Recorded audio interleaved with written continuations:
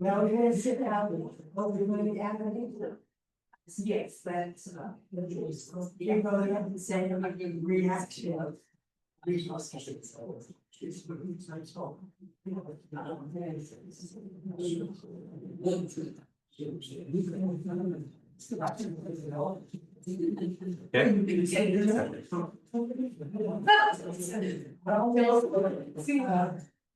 Alright, back there, the last 800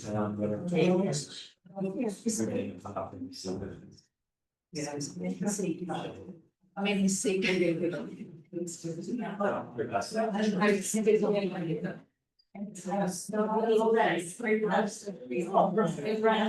What I did last. What you think? You don't know. So. Yeah, I don't know what kind of. And so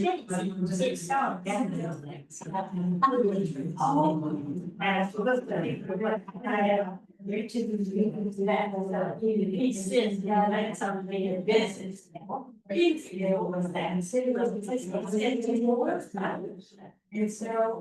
what I said. And my daughter for me to go. That's possible. And I was she and I was very confident and I had to have the meetings. You were being on time with you. Change our fight. And that's what I do. I would think it up very long. And I'm ready that everybody. Yes. What was the we're grateful for thank you or what? Or let's pack right. Over now, so that. I'm good. How are you? Yes. In the Oh, no. she's breaking out all her jackets and socks. Yeah. Yeah, she was born in winter, but she, you know, I think she's became a person. Sometimes socks. What is? They said, we're at this. Well, it was December. Yeah, it was December. And then it dropped. She's experienced. But it's been. She was very. Yeah. So. She was. You'll have that experience of before she goes out, putting on, she goes out, it's right, it's right, you know, right there, after take off. Well, I mean, because these days, we like walk her to take care and want to come outside again. So she goes buckled up, it's like 70 degrees. And two, it was. Broke into the dirt or wants to go. Yeah, it's, well, for one thing, it's 2 blocks from our house. So we just go out with our property and walk with our neighborhood, something where you will person together, which is just nice. And then it's looking great. It's the baby spend just the day outside and took the take. Have a screened porch, it's just almost one way to say, they can watch the kids play and run. It depends, the number of parts, so on the fullest days, there's 6 or 7. Yeah, she's moving out of. She's actually missed her Monday. Yeah, she's been visiting. It's going from raindrops to hummingbirds, it's their, that's their little hierarchy. Yeah. That's it, should, yeah. All right, so let's go ahead and get started today. I know you just can't wait to talk about Psalms of Lament. But, you know, despite what we've said the last couple of weeks, the shape of the book of Psalms about how it does move from a higher concentration of lament to a higher concentration of praise as the book moves on. Psalms of lament are still overwhelmingly the most numerous throughout the book of Psalms. They're just, it's just mostly what's in there. Even Psalms that express a deep hope, actually almost sometimes especially the Psalms of lament express and rely on the deepest hope that one can have in God. When you're experiencing something that you don't think you can make it through, you're really, really reaching out to God, at least hopefully. So that's what the Psalms of Lament express. They're all throughout the book. They continue. It's 150 Psalms, and the last Psalm of Lament is 147. So it continues all the way through. But we'll see what the shape of them is, what their general message is, and what kind of theology they're relying on. But let's go ahead and begin with a prayer from one of those Psalms. The Lord be with you. We're also with you. Let us pray. Lord, you have searched me out and known me. You know my sitting down and my rising up. You discern my thoughts from afar. You trace my journeys and my resting places and are acquainted with all my ways. I will thank you because I am marvelously made. Your works are wonderful, and I know it well. Amen. 139. 139. There's a part of 139 that we don't generally read in church, which is what makes it a psalm of lament, but we'll get there. It's really lovely in parts, and then it takes a turn, and then it turns back. But by way of review, oh yeah. By way of review, last week we focused on the genre of the book of Psalms and other books of the Bible, which is poetry, and what makes Hebrew poetry poetry. And it's not generally what makes classical English poetry, which is rhyme and meter and verse. What makes Hebrew poetry is its structure. It has structures of parallel thoughts that are connected together. There's a handful of quadrants or trios, but for the most part, it's parallels of thought that either intensify each other or comment upon each other or give more nuanced meaning as the phrase goes on. There's usually more common word in the first half of the verse and less common word in the second half to give it a little bit of a artistic flair. There is lots of physical language for spiritual reality. You see lots of focus on the torrents of water to describe, sometimes literal water, but also to describe just the throes of life, like what you're going through. There's this sense that your physical body is a way to interact with spiritual reality, and describing parts of your body, like your throat and your stomach and your heart and your bones, is a way to enter into that world rather than just having poetry that's purely esoteric and removed from the realm of our lived experience. That's not Hebrew poetry. Any sort of review questions before we move on? Anything still lingering from the last couple of weeks that we want to make sure we hit today or clarify a little bit more before we move on?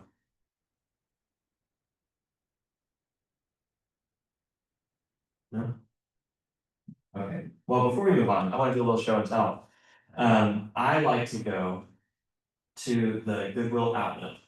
There's one in far north Austin, there's one in southeast Austin on Russell Road, and it is chaos. It's like, it's not, Goodwill with tags where you see, oh, this shirt is $1.99. It's Goodwill by the pound, which means it's like giant bins of stuff that is mostly organized. There's like clothing bins and book bins and house name bins, but you're just like, ah. And they have rows of them, and they put a fresh row out like every 30 minutes or so, but you can't touch that row until it's done. And so people will just like create a barrier around it, and staff have to like, get back, and then they release them and they, collective row, and I'm usually not in that crowd, I'm like over here. And I go because I can get close for free for like 10 cents a onesie, and it's like fine stuff, it's just stuff that they haven't had time to go through to put in a regular book. But you also sometimes find books, and I found a Jewish prayer book. Deborah, you had the question of how the Psalms are used in Jewish worship, and the answer is extensively. So, as you might know, Hebrew is a right to left language, and so this is a right to left book. This is the front cover, even though it's the back side. And it's got a note. I can read some of it for the most part. It has the Jewish date, which is something 1557-19, which was May 23rd, 1959. Presented with best wishes on your bat mitzvah by Temple Bethel, Troy, New York. And I think this must be her name, Roberta Werlin. But you move through, it's got, table of contents, it's got some things in English, some things in Hebrew. But it's a bilingual book. So you got Hebrew on the right, and then English on the left. And there's morning prayers, there's the liturgy for morning services, different prayers throughout the day, different readings from the Torah and commentaries on the Torah. So there's that. So we can pass this around as long as it's not too distracting, but I think it'd be fun. So do they use that in worship? I don't know if this is, I don't know if that's a Reformed Jewish book or if it's a conservative or Orthodox Jewish book. I don't know if they have their own sort of prayer book revision the same way we do. What does it say on the front cover there? Like on the title page, is it from a particular year or?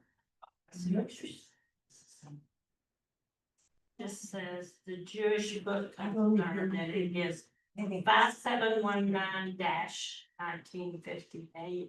Okay. So that may mean, I don't know what that means. Yeah, who knows? I think as those dates kind of match the beginning, so maybe the 50s. This says copyright 1950. 1915, okay, so it's a 1915 Jewish Book of Common Prayer. And that was 25 cents. I also saw a group of Mormons this time when I was there. I think they weren't trying to convert anybody, they were just having fun, but they had their name tags on their ties. And I found a Mormon hymnal right next to that one. So I was like, hey guys, check this out. And they were like, oh my god, I found a hymnal. So you gotta buy it. So they bought it. It was so funny. You never know. Yeah, you never know what you're gonna find in the bins at the Goodwill, but that's an aside. Okay, so lament in the Bible, but also in the literature. So this is a term that we use often in biblical studies, the ancient Near East. It's just a way of differentiating it both scholarly and mentally. If I just said like the Middle East, we have a lot of contemporary connotations of what that means. But if we say the ancient Near East, it just kind of separates it enough where we can say, okay, it's a collection of cultures and regions and time periods of which ancient Israel is a part. So this is a whole region of cultures and groups that you probably learned about in school: the Fertile Crescent, Babylonia, Sumer, Ur, the Ziggurats, all this stuff. This is what we're talking about when we talk about the ancient Near East. These are probably the first complex societies in the world. New scholarship has shown that there were probably some coterminous ancient urban societies developing in the Americas around the same time, but they developed totally separate because they weren't contacting each other at that time. But these ancient societies, it was full of people. They were constantly exchanging ideas either through conquest or just through trade. And so they would exchange literature. And so one of the earliest societies you see develop is Sumer, and Sumer worships a goddess called Inanna, who later became Ishtar, who developed a whole array of followers, became the chief goddess in the Assyrian pantheon, and as far as we can tell, maybe developed into the Greek goddess Aphrodite. Because they also had contact with each other too, through the Mediterranean Sea. But there is a song of praise to Ishtar that we have. And I don't actually know what the date of this song is. Which comes from the Neo-Babylonian period, approximately the time of Jeremiah. So this is sort of coterminous with the composition of the prophetic literature, but she was worshipped as early as 4000 BC, which is still, significant amount of time before the development of the Jewish people as a recognizable group. But this song of praise to Ishtar that is contemporary with the writings of Jeremiah goes something like this. I toss about like floodwater, which an evil wind makes violent. My heart is flying, it keeps fluttering like a bird in heaven. I mourn like a dove day and night. I am beaten down, and so I weep bitterly.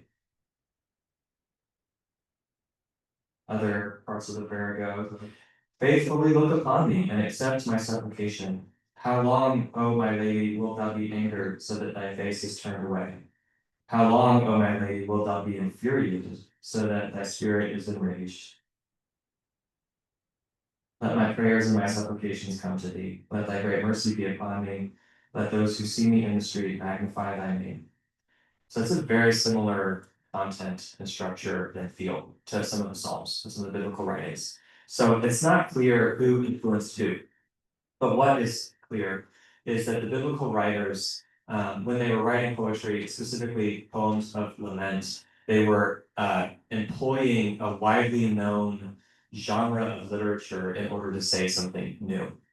They were using a familiar way of saying something so that they could say something new about God. Because what is different between this prayer to Ishtar and other prayers like it and a psalm or a lament is that the prayers of lament to Ishtar or other gods functioned much more like magic.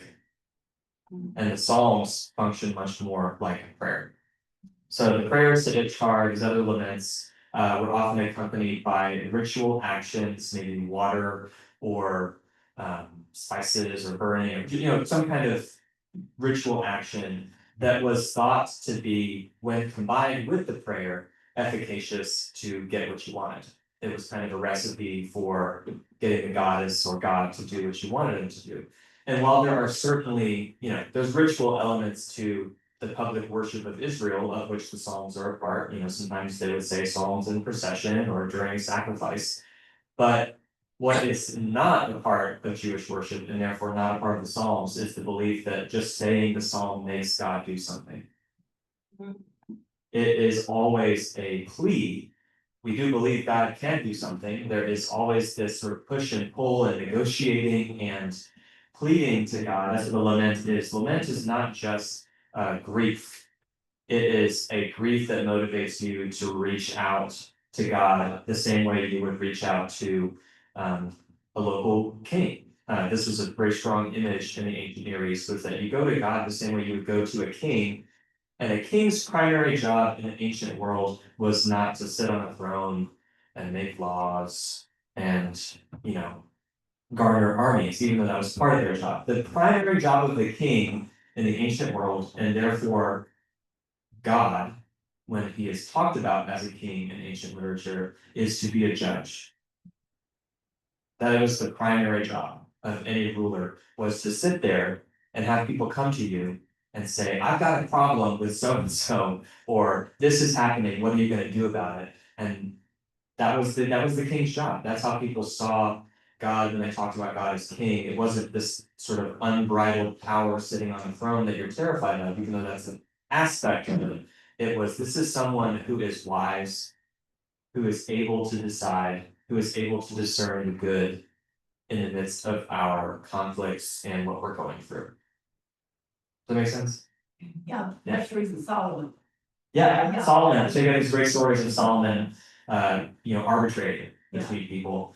You see these stories of Moses, basically being the arbitrator of people in the post-Exodus period, In fact, he's doing so much arbitration that his father-in-law comes to him and said, "This is not good for you. This is gonna wear you out. You don't need to be talking to people about their minor disagreements. You do the big stuff, you delegate other people to do small stuff." And so we see like a wise model of shared leadership in the book of Exodus, which is really cool. It's actually so great. I'll have to find that passage, but Jethro is like, "This is not good for you, it's not good for God, and you need to stop it."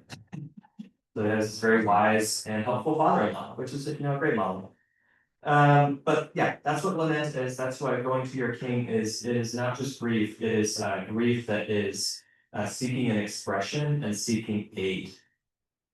And so the Psalms of lament are always focused on a belief that God acts in history, God acts in our lives, sometimes through other people, sometimes through events that we can't explain or understand, sometimes in just the inner workings of our heart. But they always have this fundamental belief that you're in a relationship with God and that God may respond, God may not answer that prayer, God may answer that prayer in a way that you do not expect or want, but there will always be that relationship. It's not I heard another priest describe this difference as, God is not a microwave where you can push the right buttons and get exactly what you want out of it. This is much more complicated than magic. So that is sort of the ancient Near Eastern context of lament, and this is a well-known, well-worn literary genre. As we said last week, Hebrew poetry and also other genres of literature at this time were incredibly conservative in the literal sense of the word, and therefore were able to last recognizably for centuries, to the point where they could read a psalm, 10 generations before them, and it would ring true. It'd be understandable.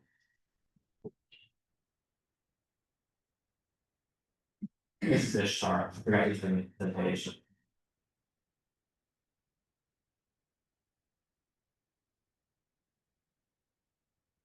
In the wider biblical genre, Psalms is not the only book of the Bible that contains, lament. It's not the only book of the Bible that contains lament in the form of Hebrew poetry. As we said last week, Hebrew poetry is throughout the Bible. It's in Genesis. It's the bulk of the prophetic literature. Isaiah, Jeremiah, most of it's poetry. Job is mostly poetry.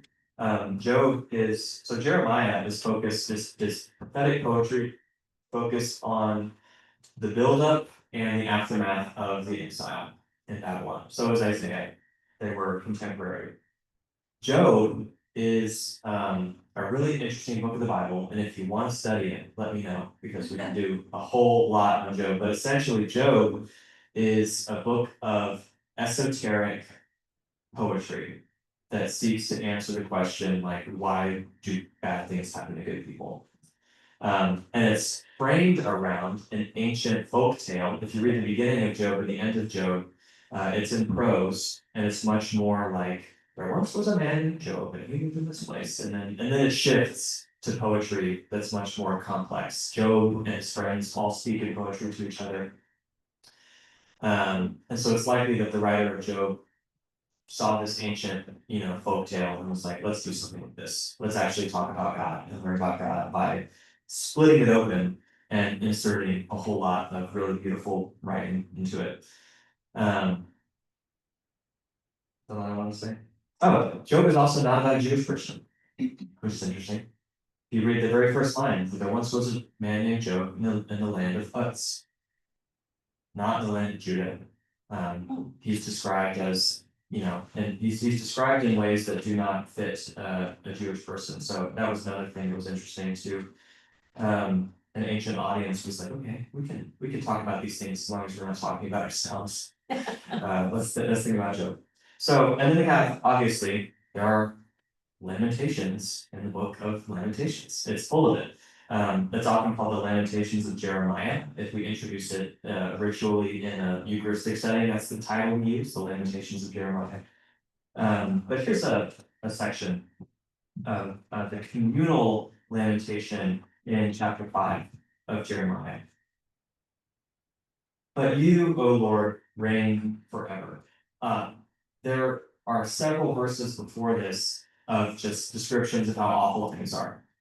We are put asunder by our enemies, we are breaking under heavy loads, we are being this, being that.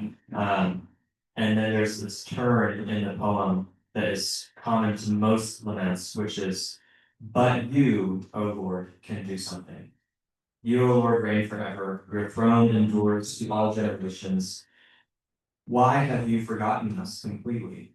Why have you forsaken us these many days?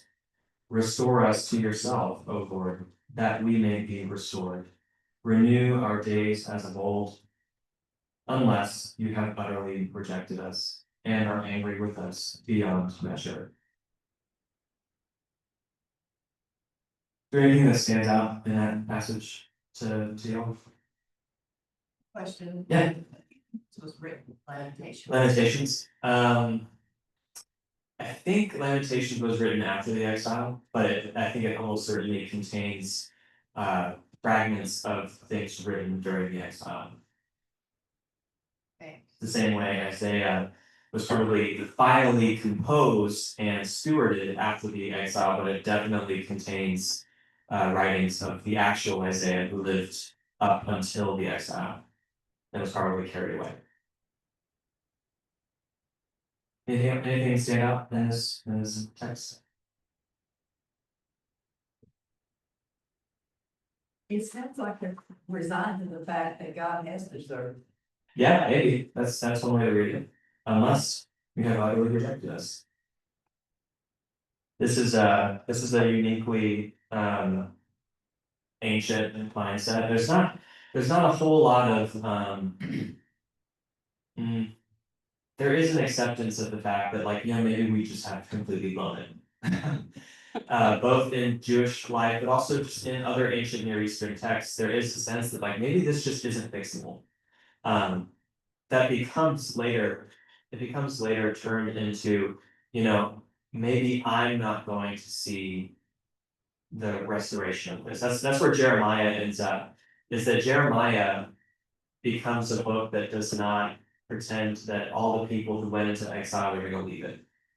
But there's still that message of hope from God in the exile to plant gardens, marry, have children, work for the welfare of the city where you are. For I know the plans that I have for you as people, and those plans include some of you not seeing this in your lifetime. But there can still be good within that bad. Daniel, book of Daniel has this a little bit too, when they're standing up to Nebuchadnezzar saying, we're not gonna bow to this statue and pray to it. And then Nebuchadnezzar says, okay, I'm throw you in the fire. And we'll see if your God can save you. And they say, whether our God can save us or not, we're not gonna do it.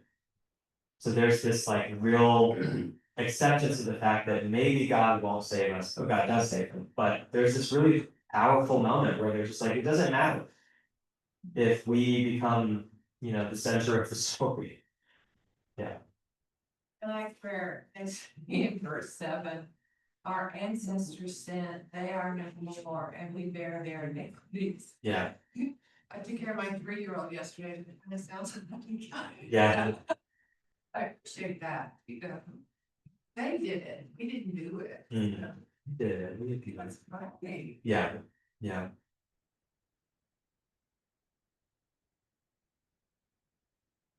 Okay.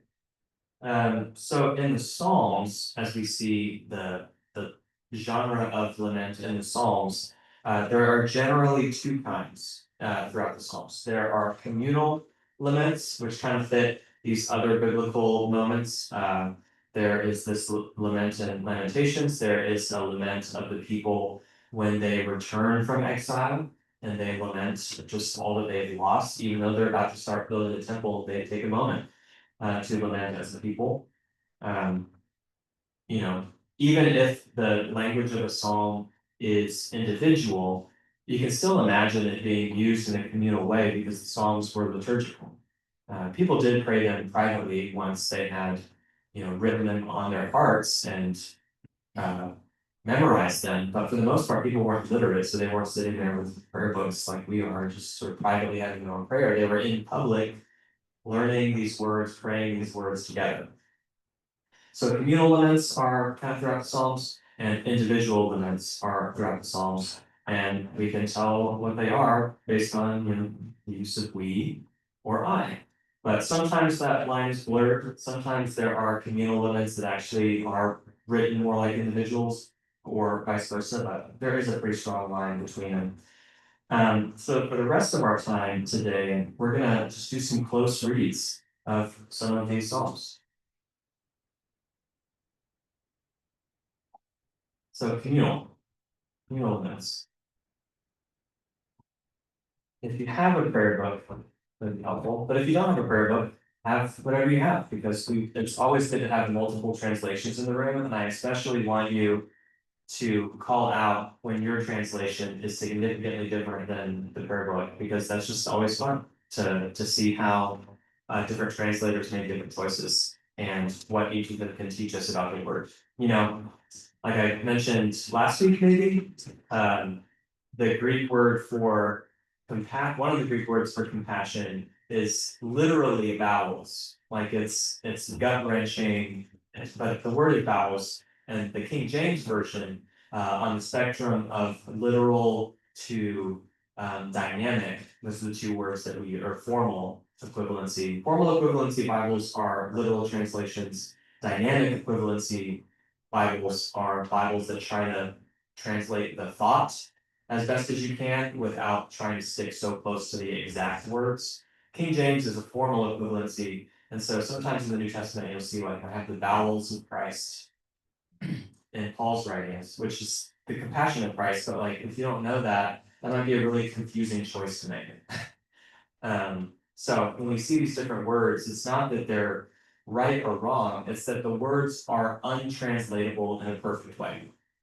Unless you double the length of the verse to use the 5 English words it would take to put into the one Hebrew or Greek word.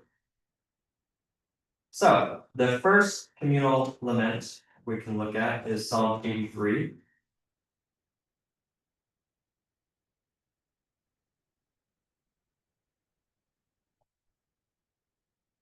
Okay.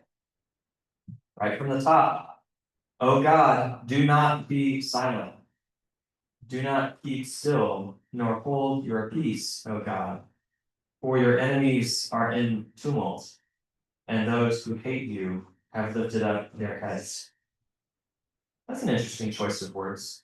It's not our enemies, your enemies. So it reads kind of like a page running into the hall of the king and saying, your enemies, O king. It's not, even though it's our enemies that they're talking about. So there's this identification with God as someone who is part of us. They take secret counsel against your people and plot against those whom you protect. They have said, come, let us wipe them out from among the nations.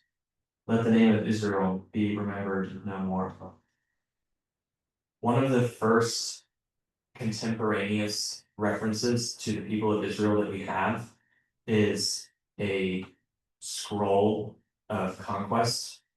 I forget exactly who, maybe it's the Persians, Babylonians, maybe it's Babylonians. It's a scroll of conquest that says essentially that. Like Israel has been wiped from the face of the earth, they will be remembered no more. They're just one of a list of people that they just conquered.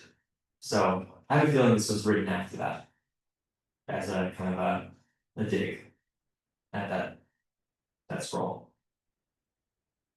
They have conspired together. They have made an alliance against you. The tents of Edom and the Ishmaelites, the Moabites, the Hagarenes. So this is a whole list of people. The Assyrians have also joined them and have come to help the people of Lot. So there's these ancient biblical references. Do to them as you did to Midian.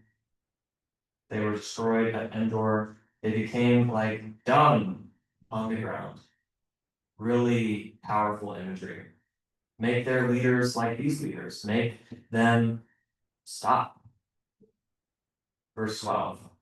Who said, Let us take for ourselves the fields of God as our possession. Oh my God, make them like whirling dust and like chaff before the wind. That's an image used in Psalm 1. The wicked are like chaff that blow away. Like fire that burns down a forest, like the flame that sets the mountains ablaze.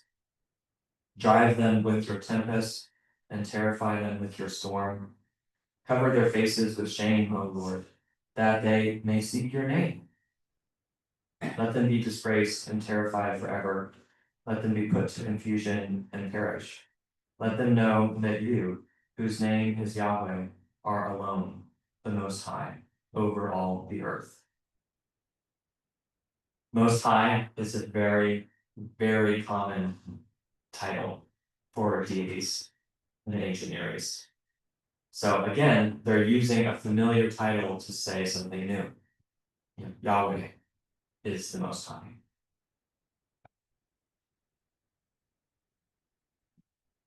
Verse 16 is really interesting, right? Cover their faces with shame, O Lord, that they may seek your name. I wasn't expecting that. It's kind of a minor note in this psalm of, not necessarily vengeance, it's more a psalm of fear. They're not saying, God be with us as we go out and conquer these people. It's like, don't let us be conquered, is the primary note in this psalm. Is anyone reading a different translation? Are there words that are different? Things that stand out? Yeah, Deborah.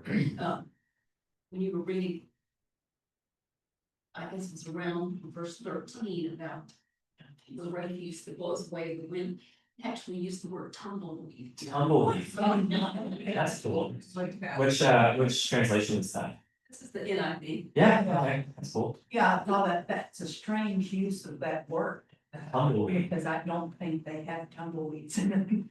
And yeah, I mean, not like a Western, well, maybe they do, who knows? Actually, that's a yeah. Russian weed. It's a Russian weed, okay. Yeah, tumbleweed. So yeah, you can tell that it's, maybe a modern Western group of translators. The NIV is more on the dynamic side. So they're trying to convey the emotion and the feeling behind the text rather than trying to be exact. Because if you try to be too exact, it doesn't make any sense. If we translated Hebrew word for word, it would make almost no sense because the word order is different. It'd be very, very, very hard to get. I actually have, I'll bring it next time I teach. I have a translation of Job, I think, that does try to be as formal an equivalence as possible, and it's really hard to understand. It's not good for like liturgical reading, but it is really good for personal reading because it's so unfamiliar that it forces you to pay attention. So I'd be interested to hear like a very formal translation of like Psalm 23, something that's so familiar that I know it by heart, so that it would draw something new out. You got Yeah. that in your new thin book, Which one? the prayer book, the Jewish prayer book. Oh, yeah. Would it be the Psalms in that? Oh, it could be. There's not like a Psalter section, so I'd have to find like an index to see where it appears. Yeah. Oh, let me grab there's a 1928 paragraph over there, I think. See if that says it.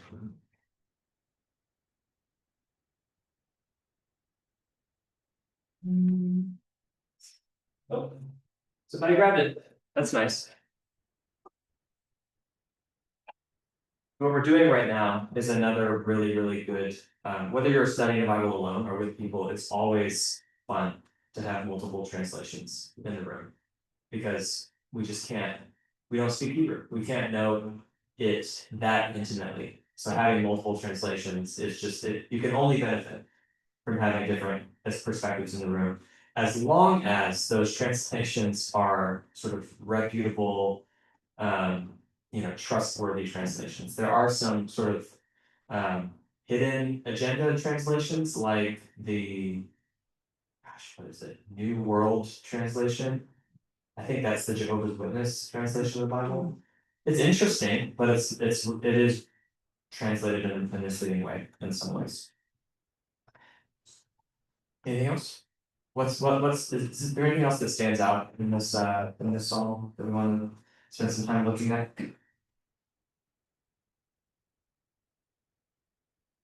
So as we wrestle with violence in the Bible, particularly violence that seems to be approved of by God or God's people, you know, you do really have to take it case by case. You have to look closely at what is actually happening. And what's actually happening in this psalm is there's a few theological assumptions that you have to understand that people writing this, and that is that God is a God who can do something. We are a people that God has chosen to bless the world through, and we need to exist for that to happen. So those are the kind of core assumptions happening here. I'm not sure if this was written before or after the exile, because the exile on its face seems like a pretty unsurvivable thing, but they did. So based on who is mentioned, it sounds pre-exilic. Yeah, pre-exilic. The Assyrians were around before the Babylonians. So this is a psalm of defense, a psalm of plea, with some pretty fiery language, but still there's this save us from them, save them from themselves, so that they may seek your name. Okay. And Mhm. also when it says there, let the name of Israel be remembered no more. And how long has that been going on?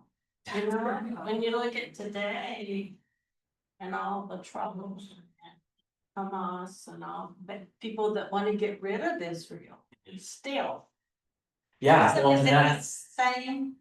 it's the same and different because there's also there's multiple meanings of the name Israel. You know, like Israel was the formal name given to Jacob. Mhm. Yeah. So there's this familial sense of the word. There is now, we have, see, this is, remember the hermeneutical circle?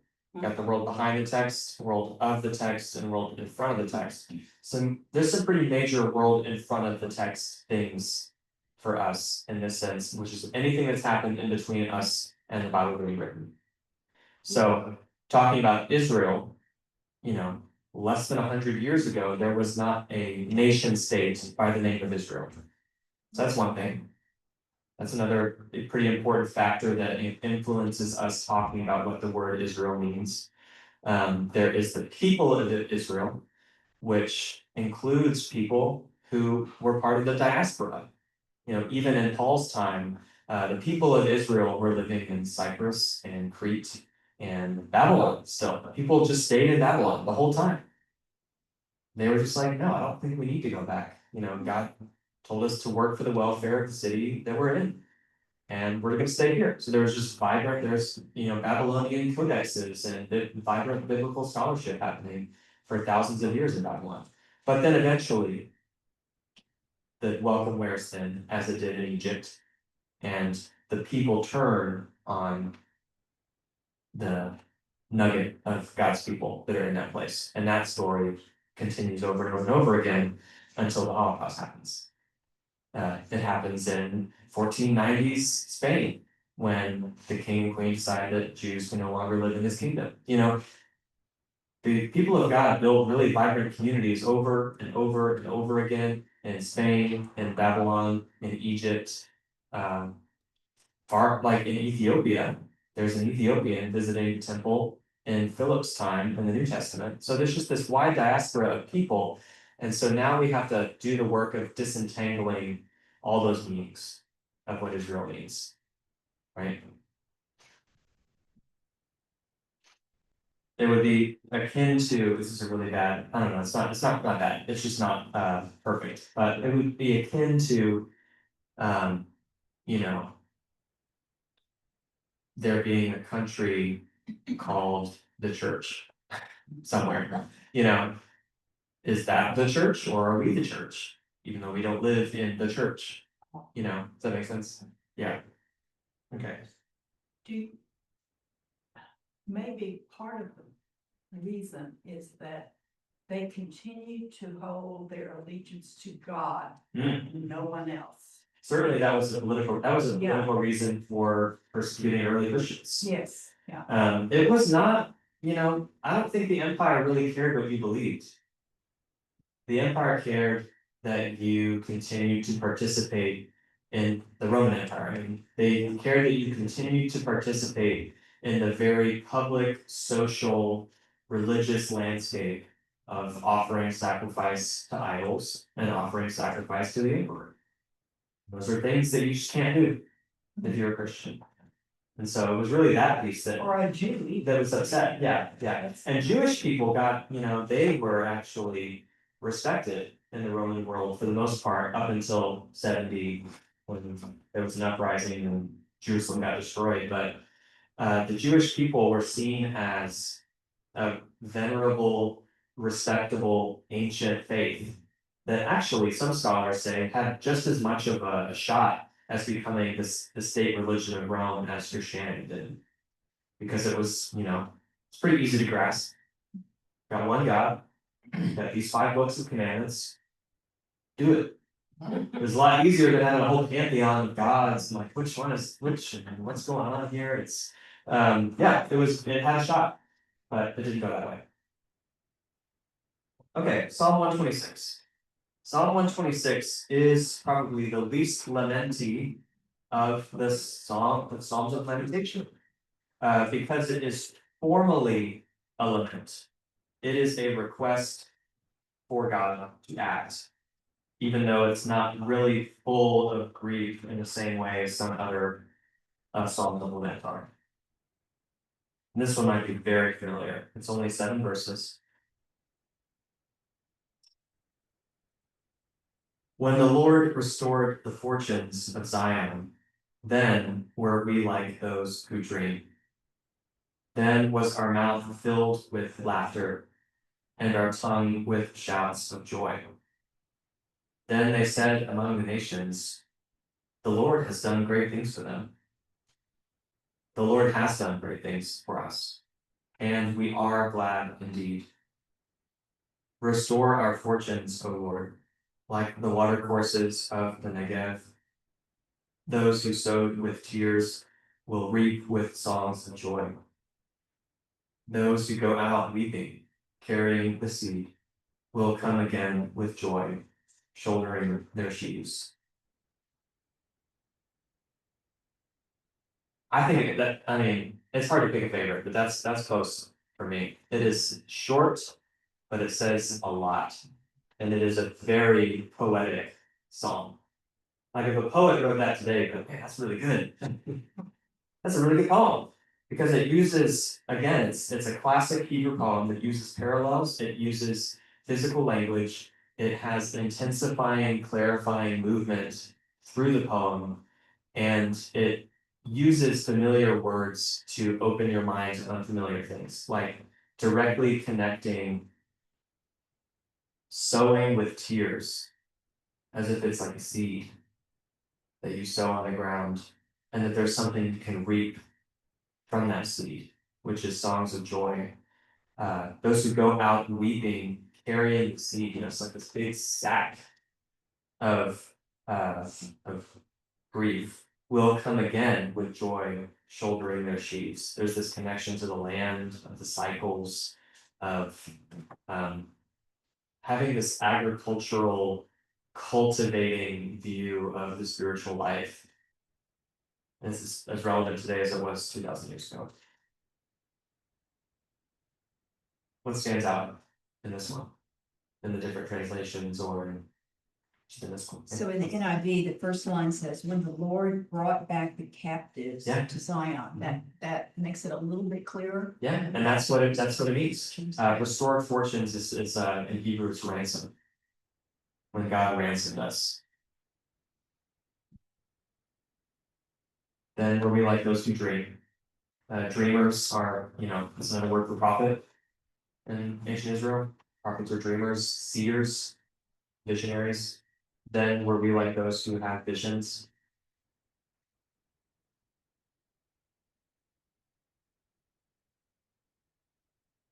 Let me look up one more.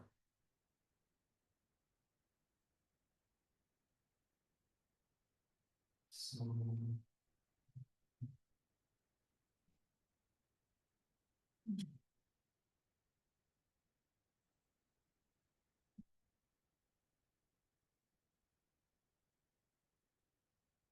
That's one of the songs in New Day prayers. mhm, 126. yeah.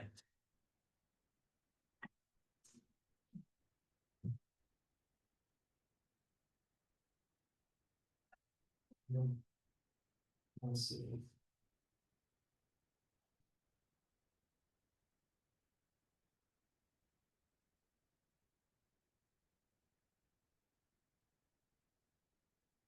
I'll have to find it. There's a Jewish translation of this song. It's contemporary, it's not that old. But there are some ambiguities in the Hebrew about time. Like, is this person talking about the past or the future? And so the decision they made in this translation of the song was to say, when the Lord restored the fortunes of Zion, then and basically the second half of that first verse was like, and now we are in a dream. And then it switches to present tense. Our mouth is filled with laughter and our tongue. So it's basically taking you back as this flashback, and then it goes back to present tense for verse 5. I love verse 4. Then I said among the nations, there's just nostalgia. The Lord has done great things for them. It's a pretty big deal that they said among the nations, because the nations was everybody else. There's this wide renown for what the Lord has done for them. And instead of just being defeated in that nostalgia, verse 4 is just, the Lord has done great things for us. And we are glad indeed. Ransom us again. So, this is a psalm for a time to reflect on when you've been delivered and when you need deliverance again.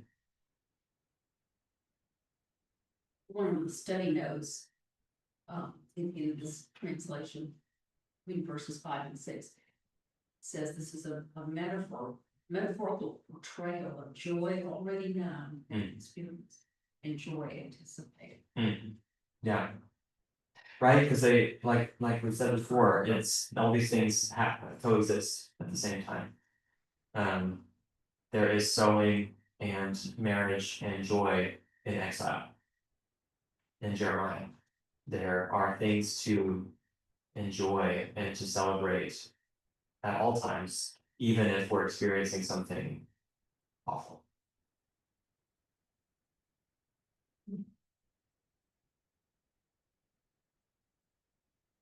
Okay, so individual limits. We have a little bit of time left, may not do all of them.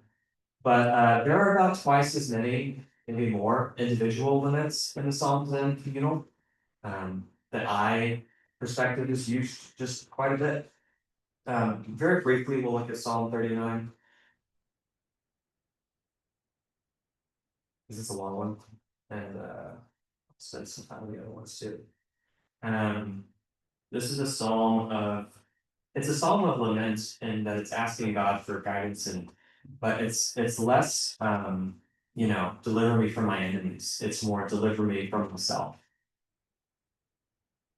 I said, I will keep watch upon my ways, so that I do not offend with my tongue. I will put a muzzle on my mouth. My heart was hot within me while I pondered. The fire burst into flame and spoke out with my tongue. So it's basically saying, I tried to control my tongue and it didn't work. And then it shifts in verse 5.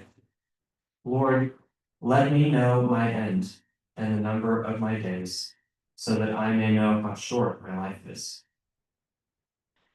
You have given me a mere handful of days, so then go through this sort of tropes about being mortal in vain, we are in turmoil, we heap up riches and cannot tell who will gather them. You know, this is a universal human experience. And now, what is my hope? Oh Lord, my hope is in you. Deliver me, not from the Amorites, deliver me from all my transgressions, and do not make me the taunt of a fool.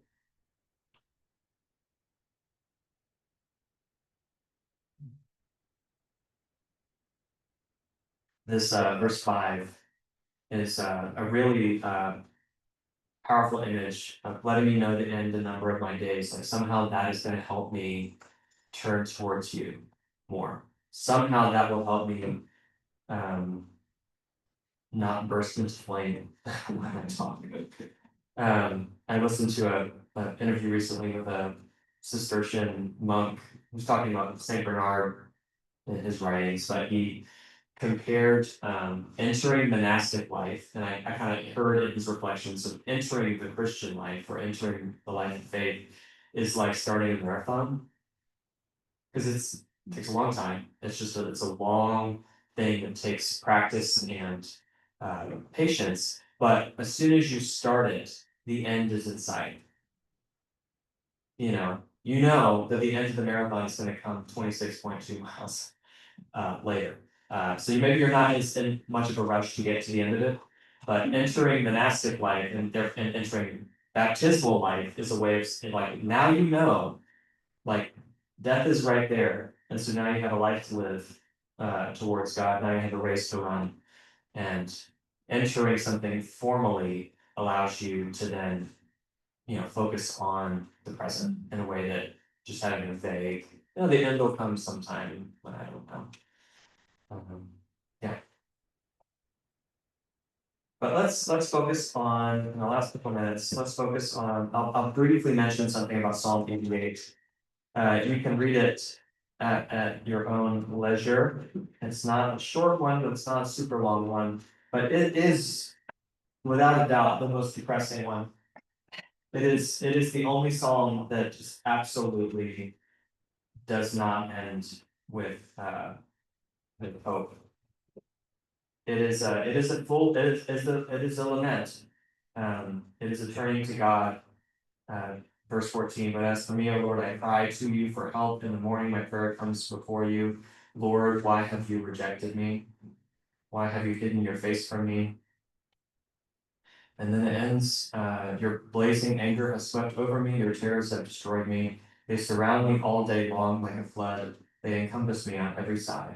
My friend and my neighbor you have put away from me, and darkness is my only companion. Yeah. It's hard. Which is why it's not the only psalm we have.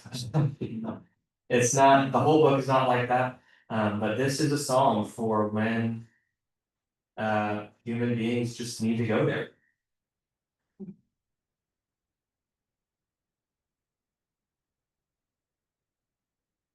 And I think it's a testament to conservation and the human experience that this psalm was never kind of X'd out or re-edited to be nicer. If we do have that tendency too as humans to like, I don't like that. But we also don't read this on Sunday. It's not a Sunday psalm. Okay, the last couple minutes we have, let's look at Psalm 139. This is again a pretty good one. This is a really, really good one. It's used a lot in funerals. Apparently whoever had this prayer book before me really liked it too, because it's lots of commentary in the margins. I can't read most of it because it's a really, really light pencil. But maybe one day I'll take some time. Lord, you have searched me out and known me. You know my sitting down and my rising. You discern my thoughts from afar. This first 17 verses of the psalm are usually the ones that we're familiar with, because in verse 18 it says, "Oh, that you would slay the wicked, O God, you that thirst for blood, depart from me." it's not, this author, while there is an expression of, a hope for violence against the wicked, he's not saying, oh, that you would slay the people that disagree with me. Oh, that you would slay the people I don't like. Um, he's saying the people that thirst for blood, people who are just murderous. It's not just like a minor fault that this psalmist is finding in other people. Um, it's really like, this is not a good thing, God. You need to do something about this. But the first 17 verses of the psalm are full of beautiful reflection on how God is always present with us. And there is a way to read this psalm to say, oh, this is just sort of marveling at God's presence. And then there are clues within the text that also show us that this is kind of too much to handle. God being fully present, there is a sense that the psalmist is like, this is wonderful, and I don't know if I can take it.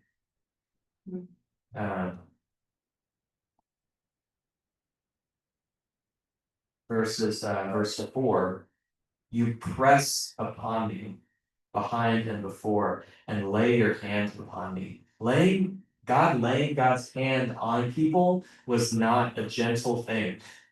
In scripture, in religious thoughts of this time, it was a really intense experience. They would rather have a relationship with God than not have one, but having a relationship with God is not always enjoyable. It's not always comfortable. It is knowledge that is too wonderful for me. Wonderful in the truest sense of the word. Where's that? Verse 5, knowledge is too wonderful for me. It is so high. Not that I can attain to it after lots of work. It's I cannot attain to it. I can't understand you. My lifespan would need to be like yours, God.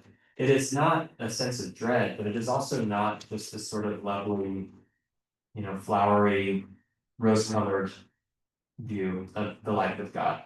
It is beautiful and intense and not something that mortals can ever fully grasp. So this is a really beautiful expression of mortality, and therefore also a really loving and grateful expression that this infinite God would care about this finite person.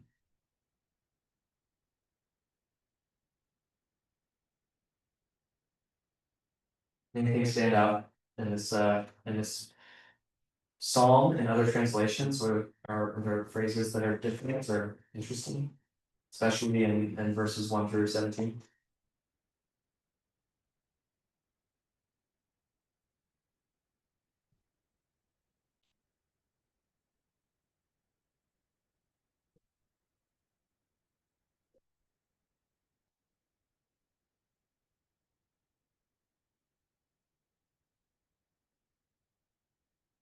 At verse 13, Mhm.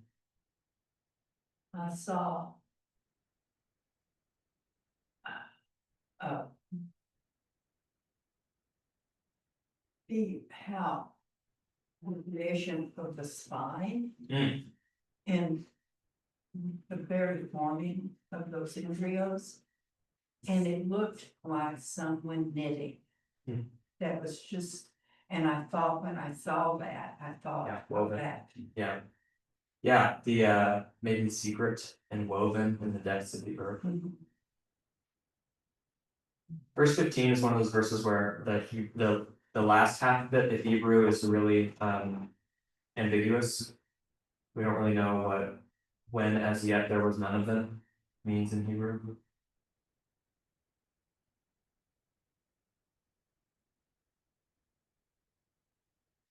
Yeah, some translations do verse 13 as fearfully and wonderfully made.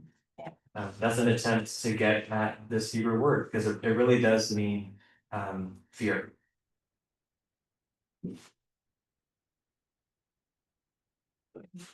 Fear and awe at the same time. Yeah.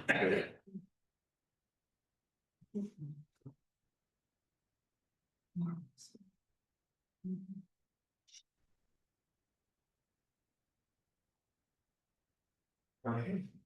Well, next week, guest teacher, Reverend Kathy. Next week, Kathy's gonna cover some of the more difficult psalms, the psalms of the imprecatory psalms, these psalms of curse and lament in a way, but psalms that we have a lot of difficulty with. And then we'll have a couple more classes after that, or one more class. Couple. But yeah, have a good time. Any questions before we close?